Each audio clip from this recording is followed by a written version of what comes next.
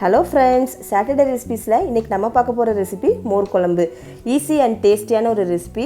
15 மினிட்ஸில் இந்த ரெசிபி செஞ்சிடலாம். அடிக்கிற வெயிலுக்கு மோர், தயிர் அந்த மாதிரி தான் நிறைய பேருக்கு சாப்பிடணும்னு தோணும். கொஞ்சம் டிஃப்ரெண்ட்டாக மோர் வச்சு மோர் குழம்பு செஞ்சு சாப்பிட்டா சூப்பராக இருக்கும். வாங்க மோர் குழம்பு எப்படி செய்யுதுன்னு சொல்லி பார்க்கலாம். வீடியோக்குள்ளே போகிறதுக்கு முன்னாடி சாட்டர்டே ரெசிபீஸ் சேனலை சப்ஸ்கிரைப் பண்ணாதவங்க சப்ஸ்கிரைப் பண்ணிக்கோங்க. அப்படியே பக்கத்தில் இருக்க பெல் ஐக்கானை கிளிக் பண்ணிக்கோங்க. அப்போ தான் நான் போடுற வீடியோஸ் உடனே உங்களை சேரும். மோர் குழம்பு செய்கிறதுக்கு ஒரு மிக்ஸி ஜாரில் 50 கிராம் தேங்காய் பொடி பொடியாக கட் பண்ணி ஆட் பண்ணிக்கோங்க.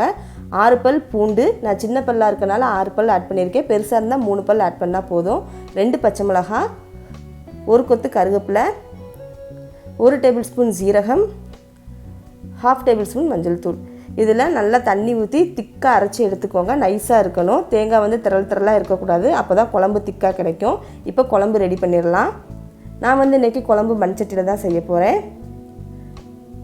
பேன் சூடானதும் எண்ணெய் எதுவுமே நீங்கள் ஆட் பண்ண தேவையில்லை. அரைச்சி வச்சிருக்கிற தேங்காய் பேஸ்ட்டு இதில் ஆட் பண்ணிக்கோங்க. கூடவே 2 டம்ளர் தண்ணி ஆட் பண்ணிக்கோங்க. ஆட் பண்ணிட்டு நல்லா கரண்டி போட்டு கலக்கி விட்டுருங்க.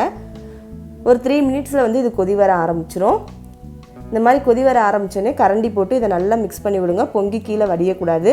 மண் சட்டின்றனால நான் கரண்டி போட்டு கிளறி விடுறேன். நார்மல் பேனில் பண்ணிங்கன்னா நீங்கள் இப்படி மிக்ஸ் பண்ணி விடணும்னு தேவையில்லை. கீழே பொங்கி வடியாது. இதில் இருக்கிற பச்சை வாசம்லாம் போகணும். ஒரு 5 மினிட்ஸ் கொதிக்க விடுங்க. கொதிக்கும் போதே இந்த ரெசிபிக்கு தேவையான அளவு உப்பு ஆட் பண்ணிக்கோங்க.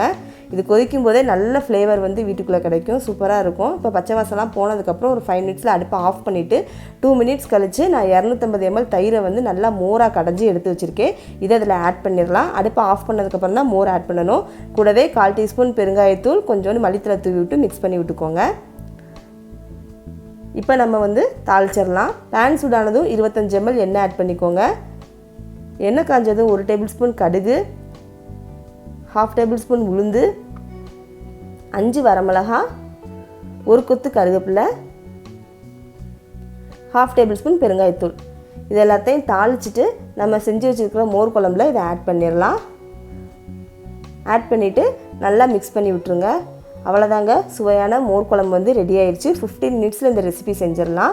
தேங்காய் நல்லா திக்காகி பச்சை வாசம் போனதுக்கப்புறம் அடுப்பை ஆஃப் பண்ணிவிட்டு நீங்கள் மோர் ஆட் பண்ணுங்கள். அப்போ தான் மோர் குழம்பு இந்த மாதிரி நம்மளுக்கு திக்காக கிடைக்கும். மோர் திரஞ்சி போய் திரளாக இல்லாமல் இருக்கும். நீங்கள் அடுப்பை ஆஃப் பண்ணாமல் ஊற்றிட்டீங்க அப்படின்னா மோர் திரஞ்சிரும். ரொம்ப ஈஸியான ஒரு ரெசிபி தாங்க. இந்த மோர் குழம்போட நீங்கள் பொட்டேட்டோ ஃப்ரை வச்சு சாப்பிட்லாம், காலிஃப்ளவர் ஃப்ரை வச்சு சாப்பிட்லாம். சூப்பராக இருக்கும். நீங்களும் இந்த ரெசிபி ட்ரை பண்ணிவிட்டு எப்படி இருந்ததுன்னு சொல்லி எனக்கு கமெண்ட் பண்ணுங்கள். வீடியோ உங்களுக்கு பிடிச்சிருந்துச்சுன்னா லைக் பண்ணுங்கள், ஷேர் பண்ணுங்கள். மறக்காமல் சாட்டர்டே ரெசிபி சேனலை சப்ஸ்கிரைப் பண்ணிடுங்க.